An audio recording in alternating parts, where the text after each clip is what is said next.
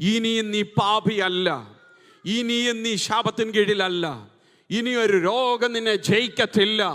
കാരണം ആ രക്തം നിന്നെ ശുദ്ധീകരിച്ചു.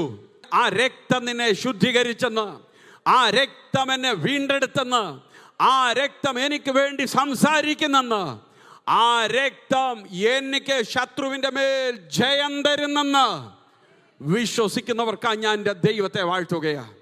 കുഞ്ഞാടിൻ്റെ രക്തം ഹേതുവായി സാത്താനെ ജയിച്ചു. നമുക്കൊരു ജയമുണ്ട് ശത്രുവിൻ്റെ മേൽ. അത് നമ്മുടെ നീതിപ്രവൃത്തിയല്ല, യേശുവിൻ്റെ രക്തത്താലുള്ള ജയം. ഹല്ലേലൂയ. യേശുവിൻ്റെ രക്തം കാൽവരി നമുക്ക് വേണ്ടി ഒഴുക്കിയെന്ന് പറയുമ്പോൾ അവൻ്റെ ജീവനാ നമുക്ക് വേണ്ടി അർപ്പിക്കപ്പെട്ടത്. എൻ്റെ ജീവനെ വീണ്ടെടുക്കുവാൻ അവൻ്റെ ജീവനെ അവൻ പകരമായി കൊടുത്തു. ഹല്ലേലൂയ. തിരിച്ചറിയുക, ഞാനും നീയും ദൈവസന്നിധിയിൽ അംഗീകരിക്കപ്പെടുവാൻ അവൻ ദൈവസന്നിധിയിൽ തള്ളപ്പെട്ടു.